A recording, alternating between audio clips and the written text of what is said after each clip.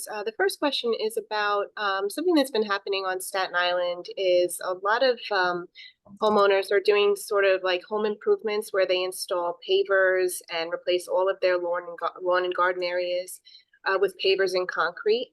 So what are the effects of property owners replacing all their lawn and garden areas with pavers or concrete in terms of the flooding and rainfall issues specifically? Well, look, that is a real problem that we have seen more and more across the city, and it's kind of the reverse of what Beth was describing when she talked about the unified stormwater rule. What happens when people do that is they are replacing what is porous and absorbing stormwater with what is impermeable and what is causing flooding. So what's really going on when those people make that choice is that they are both causing they are putting pressure on the stormwater system, particularly in parts of Staten Island where there are neighborhoods that do not have stormwater infrastructure. They are literally driving stormwater onto their neighbor's property, and often into their own property. Right. The unified stormwater rule does not apply down at the small level of a single family home plot, or at least in most cases, given the size that it kicks in at.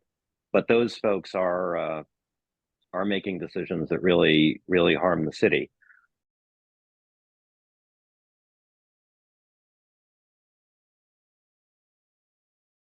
Good afternoon, everyone, and welcome. My name is JD Michaels. I am the Executive Director of the Mayor's Office of Ethnic and Community Media and Citywide Marketing. Thank you so much for attending this roundtable discussion concerning hurricane and flooding preparedness. I want to remind you that this roundtable is being recorded with video and audio. These recordings will be shared with each of you after the event. And we have an on-topic Q&A after our presentation. So if you could, please do hold all questions until then. Now, to tell us more about climate change and the work the city is doing with flood prevention and Rainfall Ready NYC, I'm honored to introduce Beth DeFalco, the Deputy Commissioner for Public Affairs. Hi, good afternoon, everybody. Thank you so much for joining us. We're going to have the Commissioner for DEP, Rit Agarwal, on in just a minute. He's coming back from a site visit, so he'll take this over. But wanted to get started, and hopefully you're all able to see this presentation too. If we could just go to the first slide, or the second slide rather. We wanted to walk you and take you, just spend a few minutes walking you through the system and how it works. This is something that we've been doing a lot this year through different flood preparedness events. Some of them you might have heard about, in which we were also passing out flood kits, which has been very successful. But the really important part of this has been the educational component. So this hurricane season was predicted to be the worst hurricane season we've ever seen. And the amount of an increasing intense rainfall that we're getting is because of climate change. You can see some of the numbers on the screen here in terms of what those levels of rainfall look like. One thing that people will often ask us is why we're getting more rain. And when we explained it's climate change, the questions usually follow, how is that related? So hoping that this graphic helps you a little bit understand that as our oceans are getting warmer, just like if you were to boil a pot on a stove, you watch that water, the hotter it gets, start to evaporate quicker. That's what's happening. Our oceans are evaporating. More water is going up into the clouds.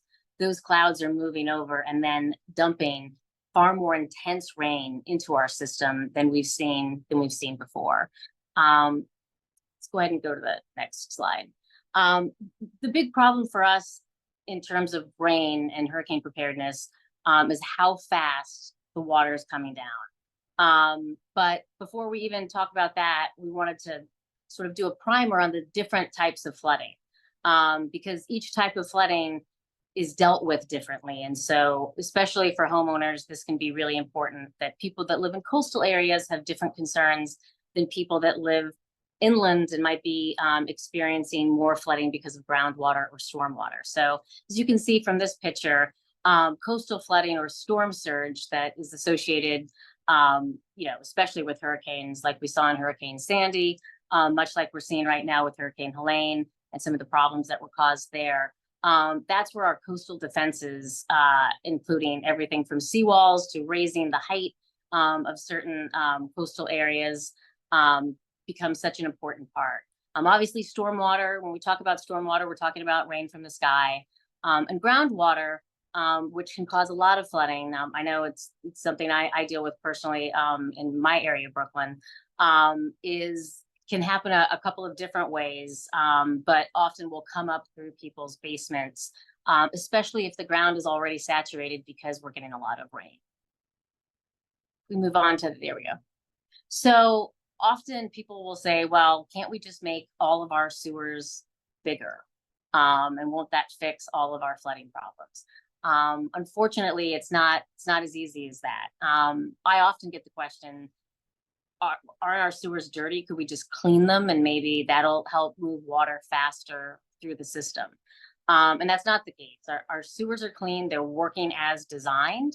The problem is they are not designed to handle this amount of water that we are seeing. And specifically, we're talking about intense rainfall. So we can handle a rainstorm that goes 4 days at a very slow pace. But when we're talking about when it rains, when your windshield wipers are moving at full speed, that kind of intense rain, the sewers were not built to handle for a long period of time.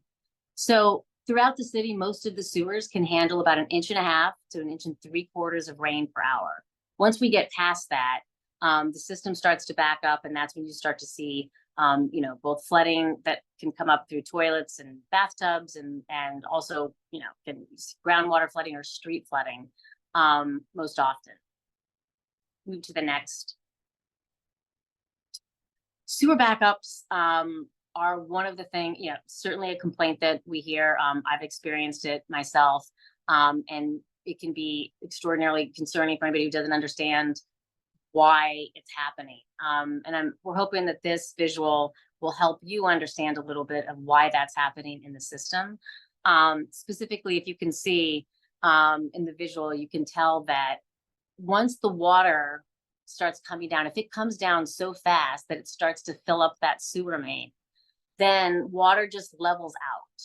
So as the water starts to level out, if your basement or your house is below that line, it's going to start coming up through there.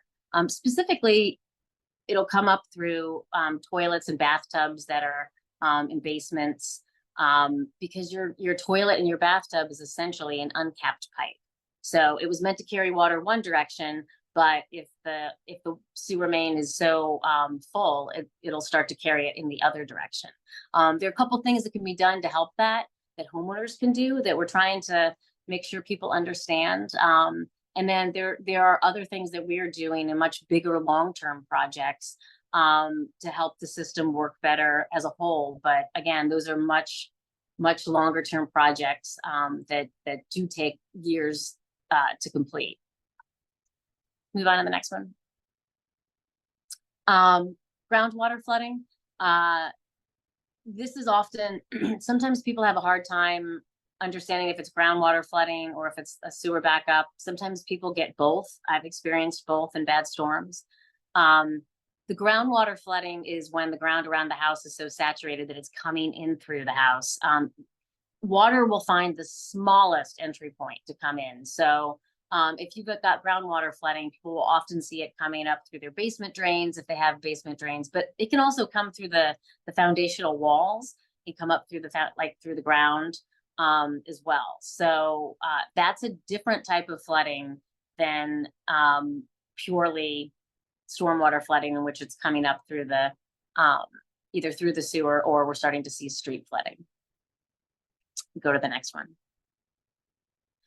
So tidal and coastal flooding, again, this is the kind of thing that we saw, especially with Hurricane Sandy, and then we're seeing it now in different parts of the country with Hurricane Helene.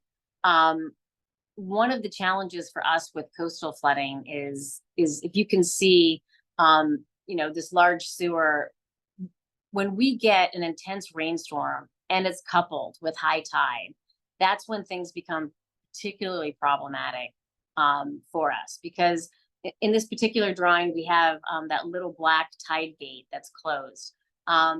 some different areas of the sewer system have tide gates and some don't.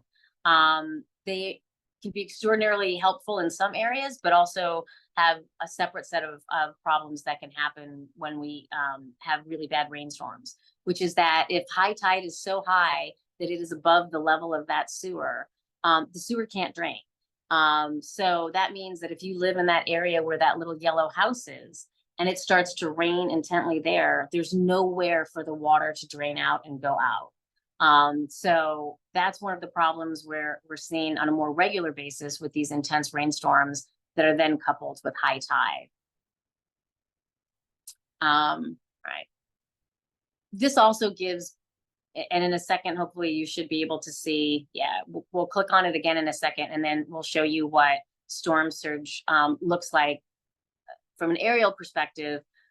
People will often ask us immediately if we can start pumping the street. But as you can see, once you get this level of coastal flooding that comes in, we can't even begin to pump the streets until the tide starts to recede and the water starts to go back. Otherwise, everything that we were pumping would just keep filling itself back up over and over again. And that's DEP's responsibility. For us, our responsibility is to make sure that we are clearing streets and people have, easy passage. It's not to clear people's individual properties. Again, just talking about hurricane season here in terms of what this hurricane season is projected to look like, and some of the problems that, we are increasingly seeing with warmer ocean temperatures. Click through the next slide.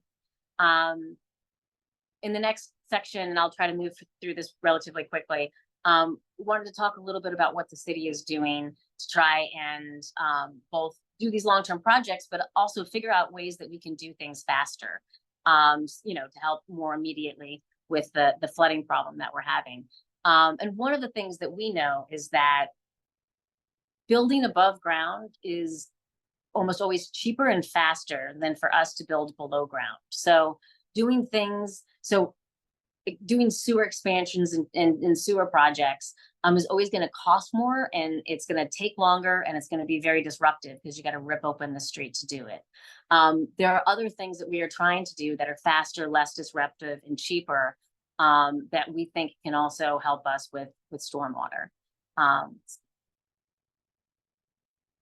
Blue belts is one of those things. We're doing this especially in Staten Island. And oh, 2 seconds. I'm sorry, I've got an alarm going off.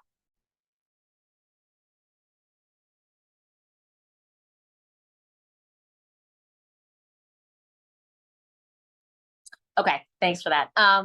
So blue belts, I was saying that we're doing this a lot in Staten Island. Often we are looking at maps, trying to figure out where natural streams and ponds and other wetlands used to be, because often that's where we'll find that water starts to pool again. And then trying to take that area and use it as a temporary, as a natural storage, but a temporary storage place for the water to stay and to be drained into. And then it'll slowly go into the sewer system as we've got capacity for it. It's also it's terrific ecologically. Certainly can do a lot aesthetically for an area, but it can hold a large amount of water, again, above ground, using nature and the area around it to actually hold the water. For the next slide. Other types of green infrastructure, some of these you've probably heard about before. Rain gardens, where we're cutting into a piece of the curb and then allowing the area right around the sidewalk to be a drainage area so that water can drain into that. And that's where we're using soil in the ground to hold water so that less water is going into the sewer. Because what we're trying to do is slow the amount of water going into the sewer. Kind of like a bathtub. If you were to turn on the spigot at a bathtub, you would see the water's coming out so fast that it can't drain through the bathtub. But if you turn on the shower and it comes out at a more even pace, you'll watch it all go down and be able to drain quickly. So that's what we're trying to do. We're trying to slow the pace of water that's going into the sewer system so that the system can catch up and move it along. And then the other water will slowly go into it when it can handle it. Porous pavement. This is something that we've been using in a lot of areas, especially in Brooklyn. Most recently, I know we often think of New York City as a concrete jungle, but the problem with concrete is that it's not porous, which means we're not able to use the ground underneath as a sponge to hold the water until we can move it into the sewer system. So this type of pavement is allowing us to both have a paved area, but then also allow that area to be porous so that it can literally drain into the system. If you click once more, you'll start the video on this.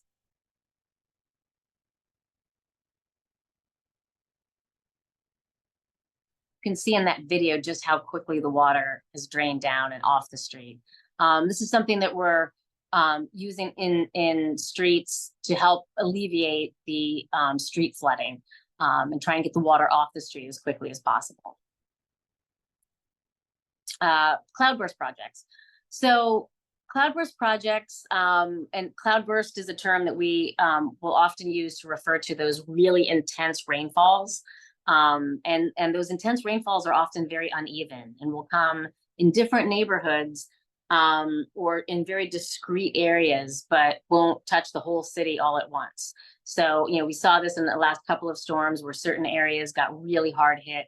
Last September, I know I live in Red Hook, and my area saw, I think, almost 4 inches of rain in over 2 hours. And then other parts of the city barely got rained on. So these projects are really good projects where, for example, we can take, say, a basketball court, and instead of just using that as a basketball court, what we can do is, you know, raise the seating, do another different container and pave over it so that it can be used for recreational purposes. And then also at the same time, when it rains, it can be used as essentially a storage container that can hold stormwater so that, again, we can more slowly release it into the system, get it off the streets and help with flooding.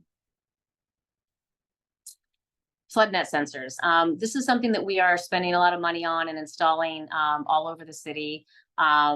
We are now expanding this to try and put 500 sensors across the city. I'm spending about more than $7 million to do that.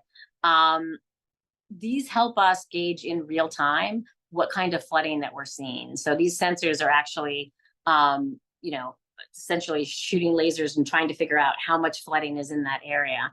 Like I said, this is helpful for us to monitor flooding in different areas in real time. It's also helpful for homeowners, especially if you're away from home. You can see what the flooding looks like in your area, and, you know, whether or not you need to get help or tell your tenants that they need to, you know, leave, whatever it might be. It's real-time information, and we found that to be tremendously helpful in the storms that we're experiencing.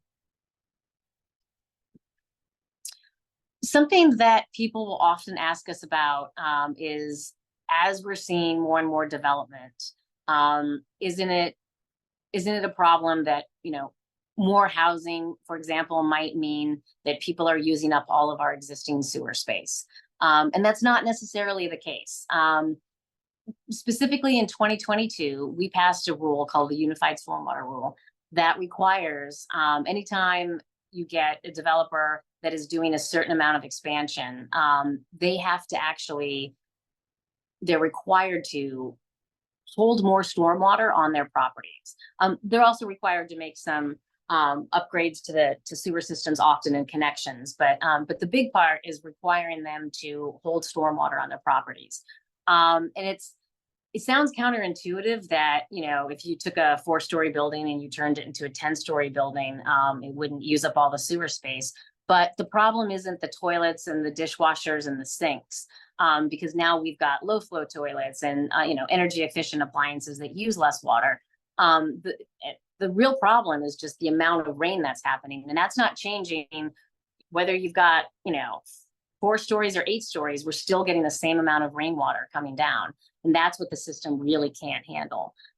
So requiring properties to hold stormwater on their property in order to allow the system to catch up is something that's actually very beneficial to us, and that is we're being helped by the development having to do that as it develops. This is something also, we can talk about private developers, but it's something that we're also trying to talk to homeowners more about doing. There's no way that the city can possibly solve our stormwater flooding problem alone. We need people to start making modifications to their own properties, because we can't do it. We need homeowners to start thinking about, and property owners and large property owners to start thinking about how they are holding stormwater on their property, because there's no way for us to possibly expand the entire sewer system fast enough to be able to catch up with climate change. Coastal resilience infrastructure. This is something that, if you've been out to the Rockaways, for example, I'm sure you've seen some examples of this in terms of what we're doing to, in multiple different ways, both raise some areas, trying to stop that storm surge from happening, work with the Army Corps of Engineers to build, seawalls and other structures to fortify the area. And see, if you go to the next slide, you'll be able to see, some of the worst coastal areas and the flooding in the city. One thing that we've done recently in the last Plan YC, our sustainability plan, is to create a Bureau of Coastal Resilience. We do that for a couple of different reasons, because there are a lot of different city and state and other departments that are responsible for responding to flooding, right? Just as we make sure that our streets don't have water in it, DOT has also got to make sure that they clear trees. There are plenty of other things that have to be done, including, once we get operational seawalls in places, who operates that. So we've created this new Bureau of Coastal Resilience to make sure that we are coordinated in our response, and also to make sure that the city, because the Army Corps of Engineers is the entity that's actually responsible for building some of those seawalls. We're trying to make sure that we are not in any way bottlenecking the system, and that we're making sure that we're doing our part, adding our infrastructure, things like pumps and other things that we need to add to supplement that fast enough to make sure that we're not slowing anything down. And also just to make sure that we are, working with them on a day-to-day basis to accelerate all of these projects as much as possible.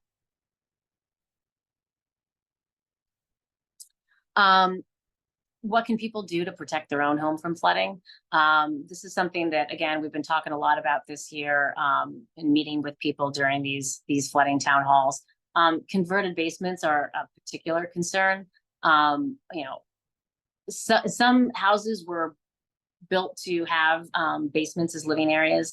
Oftentimes people will convert their basements legally or illegally to have people live there. And some of the problem is the way that it can be constructed, right? In the picture that you're looking at right now, you'll see sort of a sloped driveway that is essentially pushing water down toward the basement.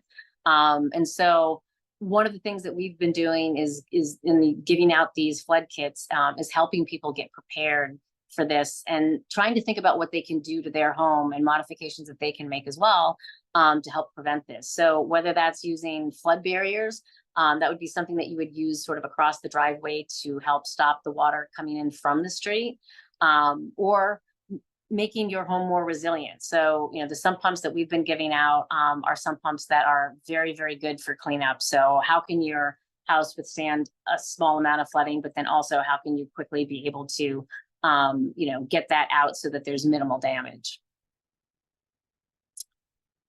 Another thing that we've been talking to people about is rerouting their downspouts. So, as the rain in a lot of different areas in the city, people will have their rain gutters connected directly into the sewer system, as opposed to pushing out into a yard or another area that could absorb it. The problem with that is that the water is moving so fast and going, basically you're just directing the water immediately into the sewer system. So you've got an entire neighborhood that's got all of their downspouts going into the sewer system. You're pushing water into the sewer system faster, not slower. So this is one of the more economical changes that people can make to their homes, because rain gutters are not a particularly expensive fix, but it's something that can really help neighborhoods, and something that can help right away in terms of people disconnecting those and pointing them toward the direction of, a backyard, for example. That's what I did with mine. And also a reminder that for those homeowners that have paved over every single inch of their property, that's one of the reasons that we need to open up some of that and do a different type of paving, whether that's pavers or cobblestones or other things that actually are porous and will allow the water to go into the ground. That's something that we've been emphasizing as a thing that people can do to really help us manage stormwater. Rain barrels is another thing that we've been talking about. This is using rain barrels and connecting those to your rain gutters is a great way to both help manage stormwater in your property, but also you can then use the water. I use it to water my garden. So also very useful in those ways. The next slide. Using flood sensors, which is something that we're giving out and have been in these educational town halls, I think is an extraordinarily important point to make, to your viewers and your readers in terms of just the importance of having these types of alarms. I think of them as a fire alarm for water. So I've got a basement and I've got a couple of different flood alarms and flood sensors that are used in there. Those are, they will go off the minute any water touches them, which will hopefully alert people that there's a limited amount of time before even more flooding comes. So those are probably one of the most important things that we've been able to give to folks in these educational town halls. In this picture, you'll see the reusable flood barriers that we've been distributing. They connect, but in these flood barriers, you fill them up with water, and then essentially we're using water to stop water. So these are lighter and easier to use than sandbags. They're easier to store than sandbags and easier to sort of move around. They're also something that can easily be shared, among homeowners and in communities.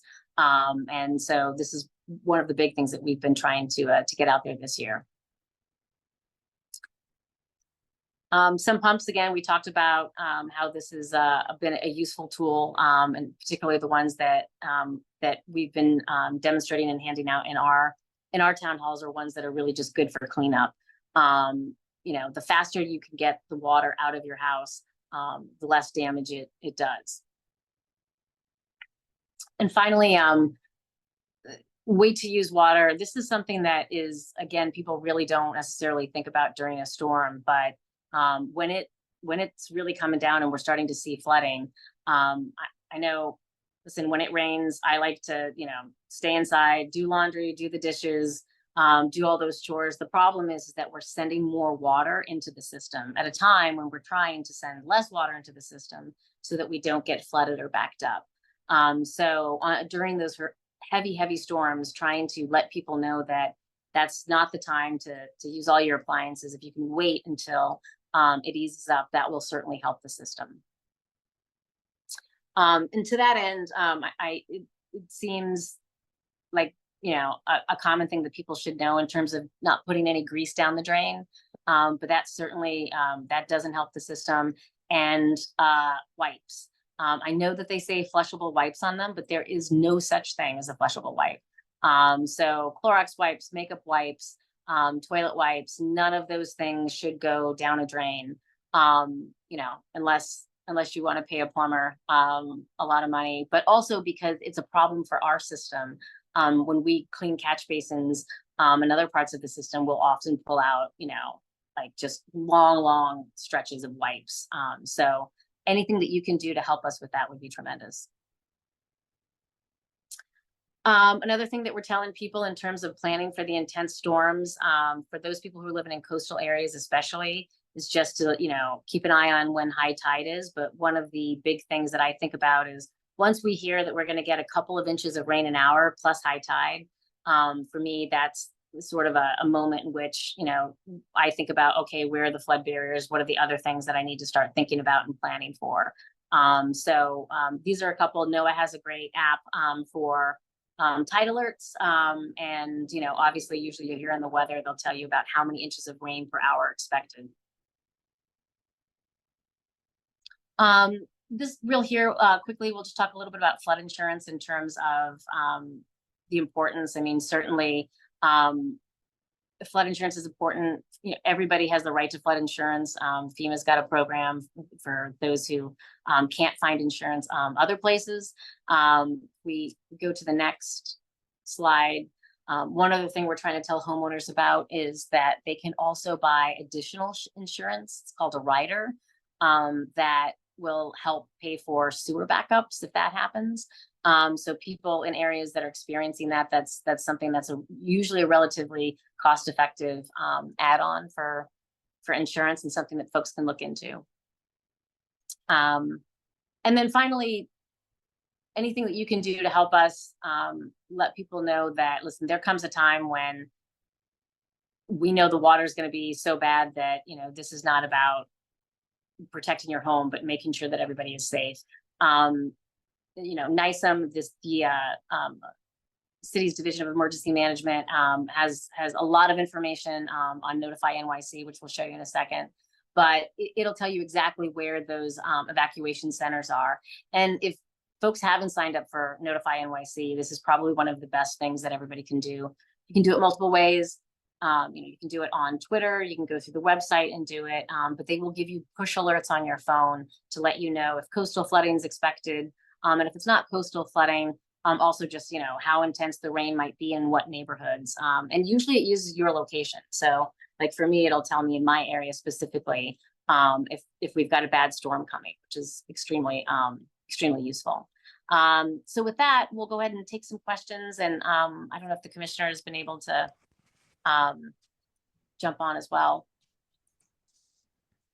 Yes, good afternoon, everybody. I'm sorry, I've been listening in. I was still in the car coming back from a visit to some folks up at our reservoir at Ashokan earlier today and got caught in traffic. So thank you, Beth, for filling in, and I'm here and happy to take questions. That's great. We'll open the floor to on-topic questions. Please use the raise hand function in your browser. When your name's called, just unmute and ask your question. We don't have a great deal of time today, so please keep your questions as brief as you can. We want to get as many of you in as possible. We'll start with Paul from Staten Island Advance. Hey, can you hear me? Yes, sir. Great. Yeah, so on the coastal storm issue, I guess this is for the commissioner and for Beth. Construction is happening, you know, on the east shore of Staten Island and the Rockaways. There's a lot of development going on. I'm just trying to get a sense of, you know, what consideration the city is making to strategic retreat, and maybe telling people that it's time to stop building in these areas. Sure. Well, you know, much of the city's efforts in the last, in the pretty much 12 years since Hurricane Sandy has been around increasing the efficacy of the design standards for when buildings are constructed in the floodplain. And I think that's actually been very effective, right? We have a lot of buildings that have gone up, and many that have been retrofitted, that really can withstand hurricanes. And, you know, again, you just look back to Hurricane Sandy and the contrast between what Arvern by the Sea experienced in the Rockaways versus its neighboring communities. That was a community that was developed according to modern floodplain standards, and that was the one part of the Rockaways that really didn't experience terrible damage. That said, there are a number of areas that the Department of City Planning, in conjunction with the Mayor's Office of Climate and Environmental Justice, have mapped as being undesirable for development. And in most cases, we've held the line on those. And in terms of strategic retreat beyond that, in Plan YC, which came out a year and a half ago, the administration committed to developing a strategic buyout program. We are in the process of doing that. As you know, procurement takes a long time. So we now have a consultant that has been at work, working for MOCEJ, DEP, and the HRO, Housing Recovery Office, because it's a joint effort. And we'll have more to say on that probably over the course of 6 months or so when that study concludes. Thank you. Ekta from Indian Eye. Good afternoon. Yeah, so I would like to know, suppose in the worst case scenario, there is flooding happening in the basement of a homeowner, then what he or she needs to do? Well, look, I would say, the first thing is make sure that nobody's in there, right? And, what we saw 3 years ago, tragically, was 13 New Yorkers that died mostly in basement apartments. And as Beth pointed out in the presentation, it's one of the reasons that it's so important, especially if you have any sleeping quarters in the basement, which may or may not be legal, but we know there are a lot of both across the city, to have one of these flood sensors, right? Because just as you wouldn't have anybody sleeping in a room without a smoke alarm, you shouldn't have anybody sleeping in a room that's prone to that kind of below ground flooding that doesn't have a flood alarm. And then I think if somebody has flooding and I'm an apartment dweller, I don't have the firsthand experience that many of you do. Beth, as she pointed out during her presentation, she does. So I'll turn it over to her. But I think once you ascertain that everybody is safe, then to a certain extent, a lot of it depends on what forethought you put in to make sure that you are prepared both to prevent and minimize the flooding and to recover quickly. So Beth, would you like to take over there? Yeah, unfortunately, basement flooding is something that I understand a little too well. I live in Red Hook, and I've experienced a lot because we've got a high groundwater table, and also the type of sewer system that we have as well, and also living right next to water. So this goes back a little bit to the type of flooding that people have.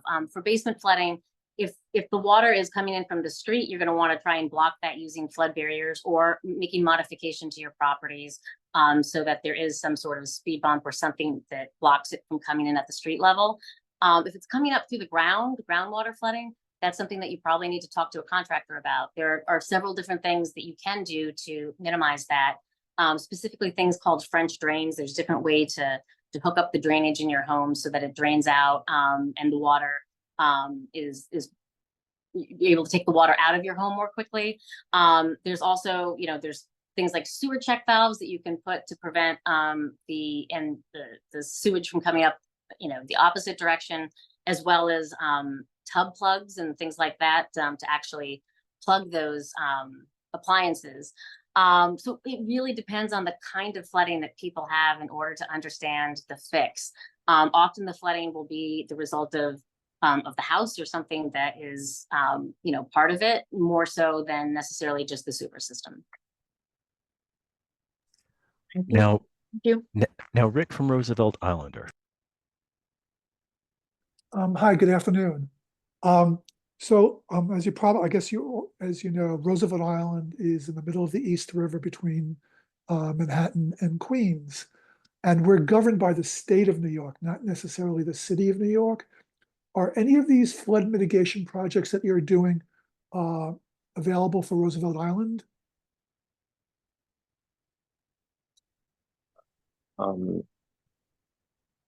That is an interesting question, and Nick, I'm personally a former member of Community Board 8, so I know perhaps more than the average bear about Roosevelt Island, and former faculty at Cornell Tech.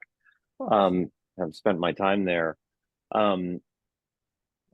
But actually, it's a good question. I mean, of course, Roosevelt Island still gets all of its water from DEP. I have not. I mean, Roosevelt Island's drainage. I'm realizing now I haven't seen Roosevelt Island show up on our flood maps, or I haven't focused on it. So perhaps the best thing is for me to take a look and get back to you on this. Okay. I'm happy to do that. I mean, during Sandy, there was the flooding that came up on the promenade. Yep. And the idea of those porous sidewalks would be a great idea for something here. So I'm just wondering whether or not we're on the city's radar for something like that. Yeah, I'll say about the porous sidewalks and some of the surface treatment, it often depends on what's underground. Different types of soil or rock lend themselves to certain surface treatments that are unavailable in others. So for example, we can't really do porous pavement in Manhattan, both because of all of the stuff that's underground, but also because of the Manhattan bedrock, right, which doesn't absorb water, whereas in Brooklyn and Queens, which tends to be sandy or porous, it works much better. But as I say, Rick, we'll take a look and we will get back to you on Roosevelt Island. Okay, just the one other thing regarding the know your hurricane zone. That was like one of the final slides. Roosevelt Island is in both hurricane zones 2 and 3. And sometimes, well, actually buildings which are right next door to each other. One is hurricane zone 2 and the other 20 feet away is zone 3. So, you know, one neighbor may have to evacuate and the other one doesn't. So I'm just curious why the zones would be different for buildings adjacent to each other. I can take that a little bit. So that's something that emergency management has set up in terms of what those zones are. But I will say that I think understanding your zone is more important just to understand what those closest evacuation centers are. So if it's the difference between you being in one zone or the other, you pick whichever one's closer. No one's going to turn you away. Okay. Or Cheetah's going to be sharing the DEP press office contact info if you don't have it already. So you can certainly follow up with us and we can check with our engineers on any specifics, especially on the island. Thank you. Okay. I just want to check, Commissioner, for time. Can we take a couple more questions? We can go over a couple of minutes. I'll need to leave at 2:55. But sure. Then Ksenia from Pavlovic Today.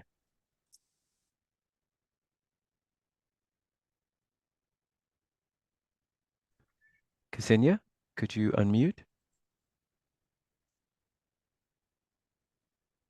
She seems to be having a bit of a problem. Heather from Staten Islander. Yes, hi, can you hear me? Yes. yes. Okay, great. My question, I actually have two questions. The first question is about something that's been happening on Staten Island is a lot of homeowners are doing sort of like home improvements where they install pavers and replace all of their lawn and garden areas with pavers and concrete. So what are the effects of property owners replacing all their lawn and garden areas with pavers or concrete in terms of the flooding and rainfall issues specifically?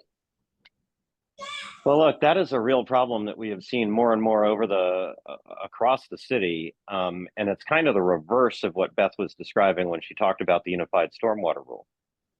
What happens when people do that is they are replacing what is porous and absorbing stormwater with what is impermeable and what is causing flooding. So what's really going on when those people make that choice is that they are both causing, they are putting pressure on the stormwater system, particularly and in parts of Staten Island where there are neighborhoods that do not have stormwater infrastructure. They are literally driving stormwater onto their neighbor's property, and often into their own property. Right. The unified stormwater rule does not apply down at the small level of a single family home plot, or at least in most cases, given the size that it kicks in at. But those folks are making decisions that really harm the city.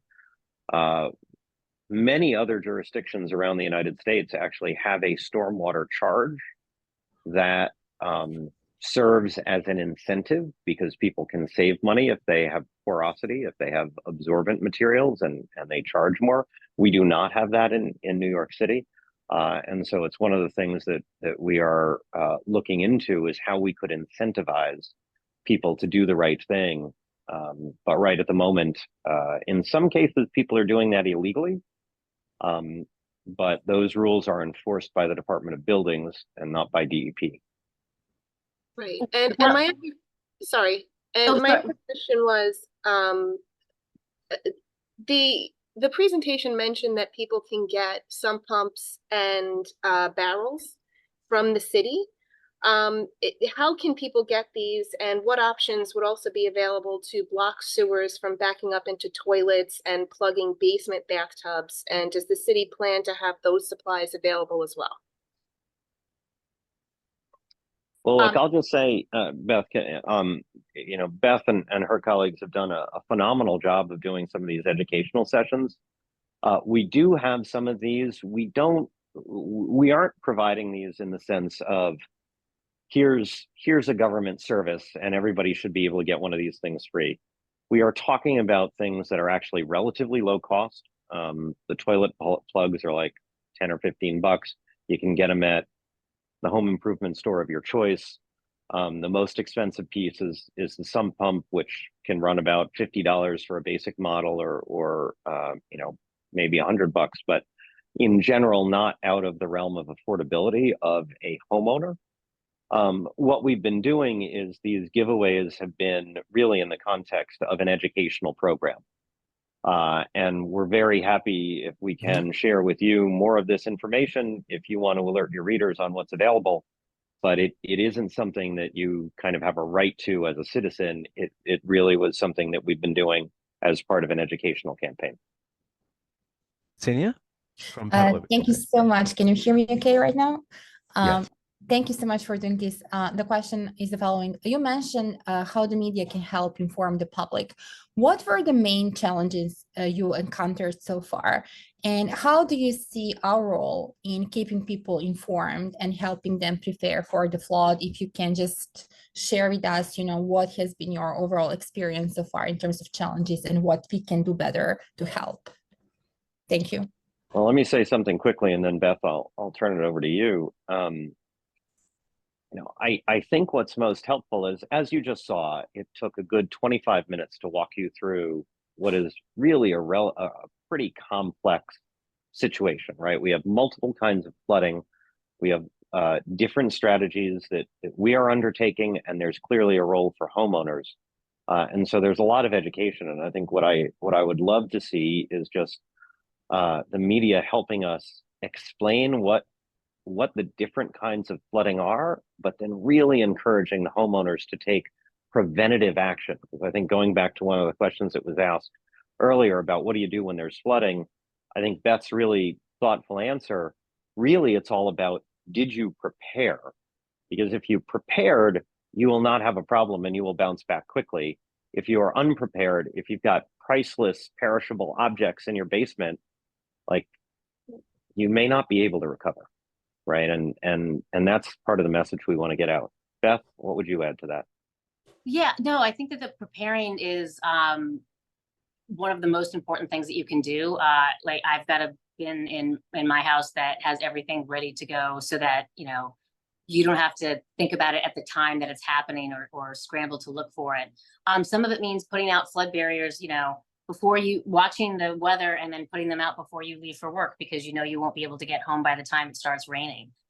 So I think that helping people understand the different types of flooding and what our infrastructure below ground does, because you don't see it, so people don't, you know, unless you're an engineer or plumber, you probably don't understand how it works, is extraordinarily helpful. Thank you. David, La Voce di New York.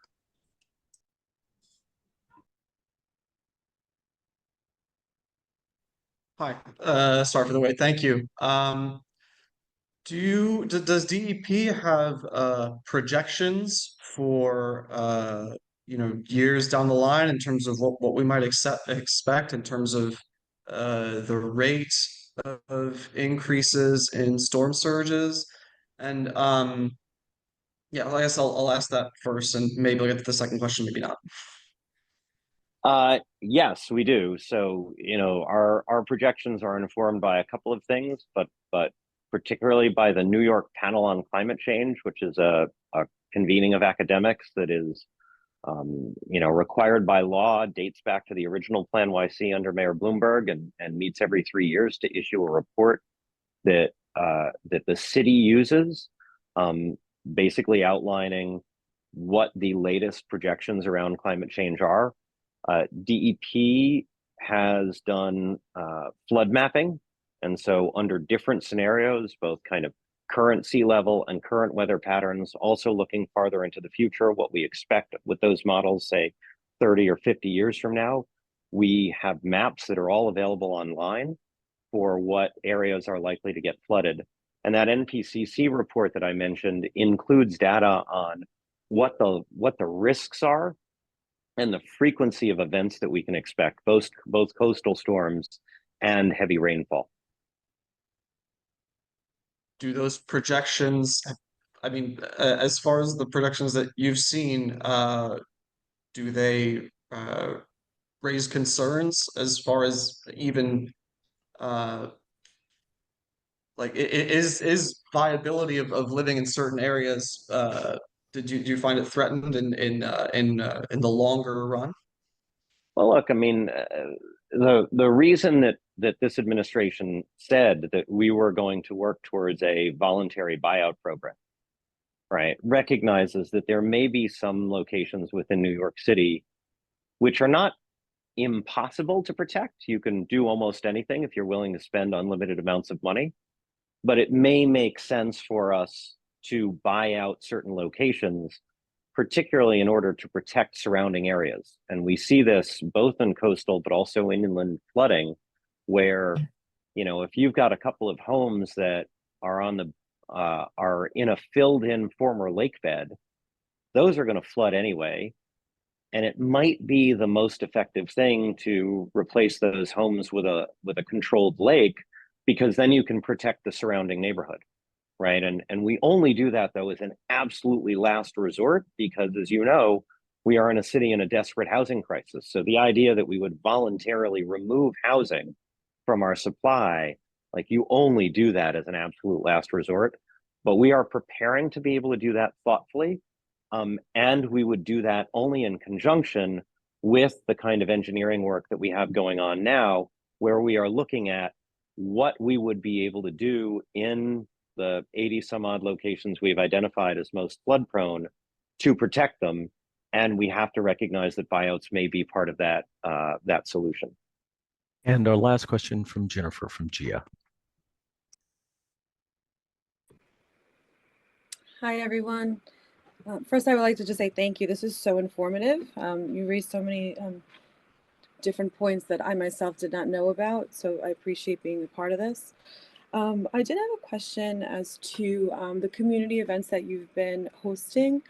I think that it would be really beneficial maybe if we can even partner up within like our local like communities to host these events and provide people with this information, just letting them know like the various sources that they could purchase, not necessarily expecting them from, you know, from the government, but just being able to know what is available out there. I wonder what your thoughts are on that. Like, would there be a representative that could be available to come out into the communities if this is something that, you know, me as part of representing GIA would want to spearhead?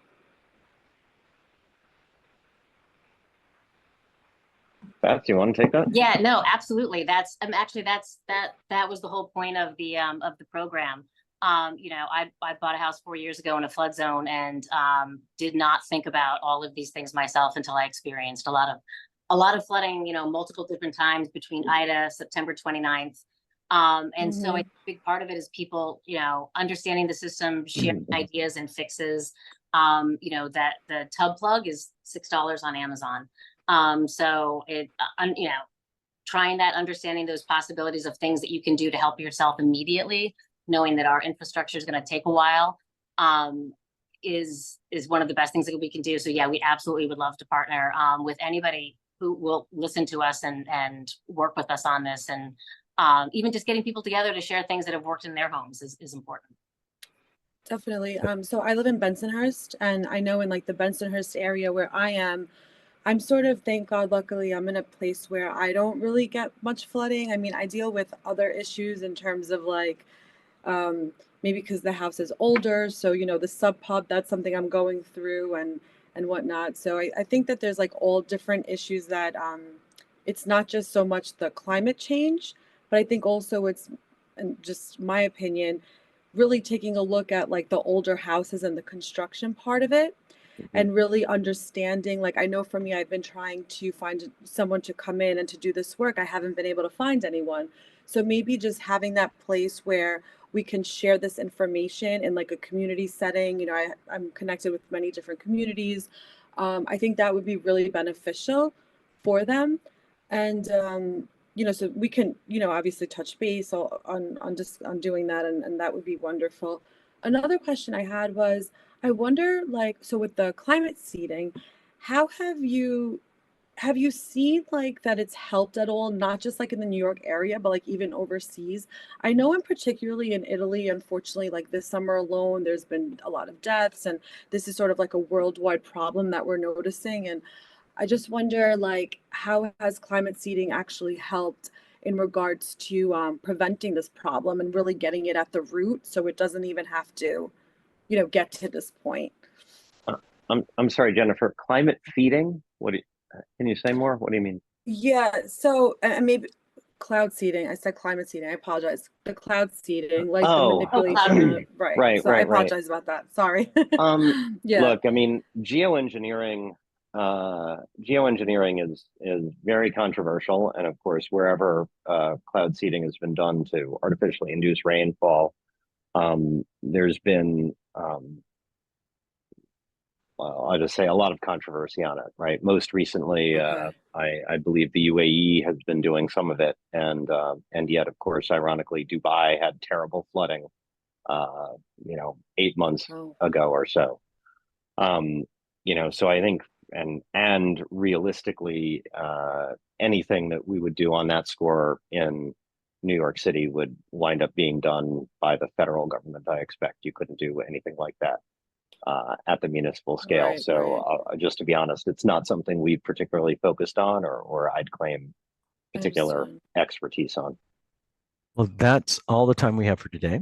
If anyone has any follow-up questions, please do email DEP Press Office. That's DEP PRESSOFFICE